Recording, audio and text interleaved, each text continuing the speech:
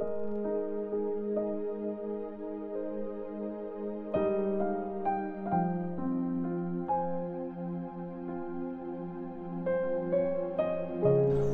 chapter 4.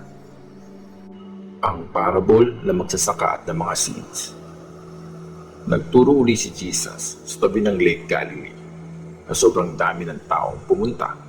Sumakay si Jesus sa isang bangka at doon siya umupo habang nakatayo naman ang mga tao sa tabing dagat. Nagturo siya ng maraming bagay sa mga tao gamit ang parables.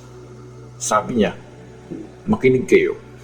Minsan, may isang lalaking pumunta sa bukid para maghasik ng mga seeds. Sa paghagis niya, may mga seeds na nalaglag sa daan. Dumating ang mga ibon at tinuka ang mga yon. May mga seeds naman na nalaglag sa mabatong lugar na may konting lupa.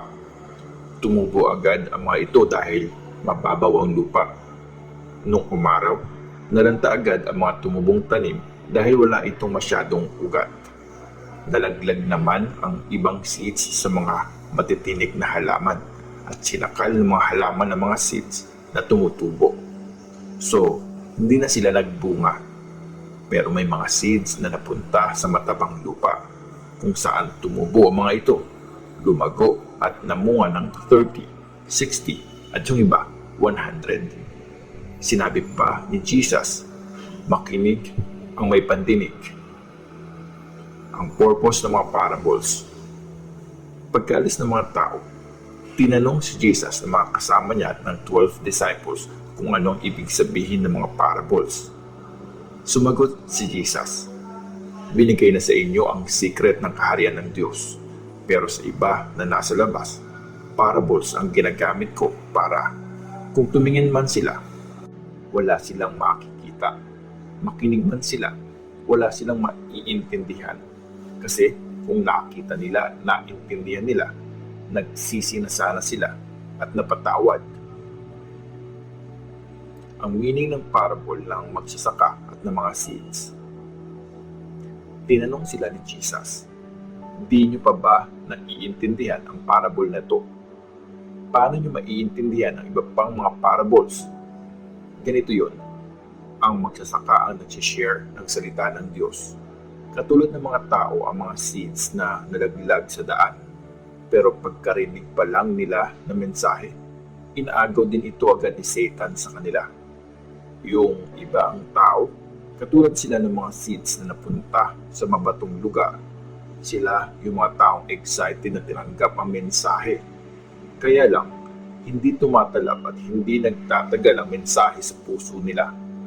Kaya pag dumating na ang mga paghihirap at pagsubok dahil sa mensahe, sumusuko sila agad. Yung ibang mga tao, para sila mga seeds na napunta sa mga matitinik na halaman. Sila yung mga tao nakakarinig ng mensahe, pero dahil sa mga worries ng buhay, sa sobrang pagmamahal sa kayamanan, at dahil sa mga pagnanasa nila sa ibang bagay, nasakal yung mensahe at hindi nagbunga. Pero may ibang mga tao na parang mga seeds na napunta sa matabang lupa. Nakakarinig sila ng mensahe at tinatanggap nila ito. Kaya nagbubunga sila ng marami. May 30, 60 at 100. Ang ilaw sa ilalim ng bowl. Sabi pa ni Jesus, "Sisindihan mo ba ang ilaw para ilagay lang sa ilalim ng bowl? O kaya sa ilalim ng kama? Hindi mo ba ito ilalagay sa tamang patungan? Walang nakatago na hindi malalantad at walang sikreto na di mabubunyag. Makinig ang may pandinig." Sabi pa ni Jesus, "Makinig kayong mabuti. Susukatin kayo ayon sa panukat na ginamit niyo sa iba. At mas grabe pa, kung sino ang meron na ay bibigyan pa. Pero yung wala, kahit ang kakaunting meron siya, ay kukunin pa." Ang parable ng pagtubo ng seed. Nagkwento uli si Jesus. Ganito ang kaharian ng Diyos. May isang magsasaka na naghahasik ng mga seed sa bukid niya.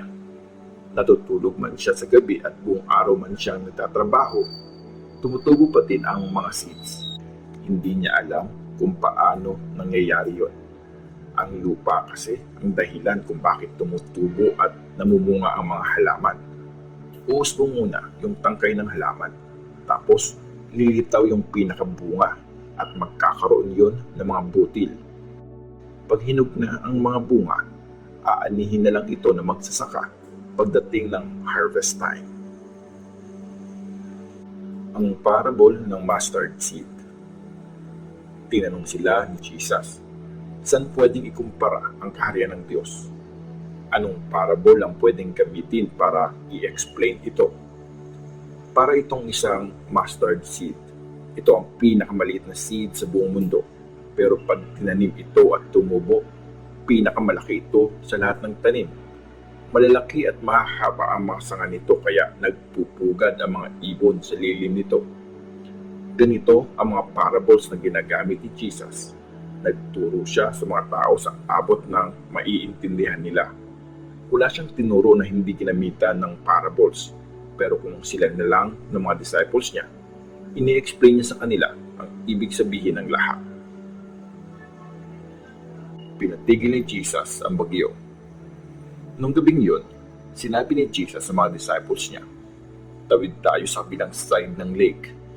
Kaya iniwan nila ang mga tao at sumakay sila sa bangkang sinasakyan ni Jesus. Meron pang ibang bangka na sumunod sa kanila, pero biglang umihip ang malakas na hangin at lumaki ang mga alon. Pinasok ng tubig ang bangka at halos lumubog na ito. Natutulog si Jesus sa bandang lingkod ng bangka at nakaunan pa siya. Kaya ginising siya ng mga disciples at sabi nila, Teacher, wala po ba kayong pakialam? Mamamatay na tayo. Bumangon si Jesus at sinaway ang hangin. Tumigil ka. At sinabi niya sa mga alon, kumalma ka. Tumigil nga ang hangin at bumuti ang panahon. Pagkatapos, sinabi ni Jesus sa mga disciples, bakit kayo natatakot? Wala pa rin ba kayong faith? Lalo pa tuloy silang natakot, kaya nagtanungan sila, sino kaya talaga siya? Grabe, pati hangin at alon sumusunod sa kanya.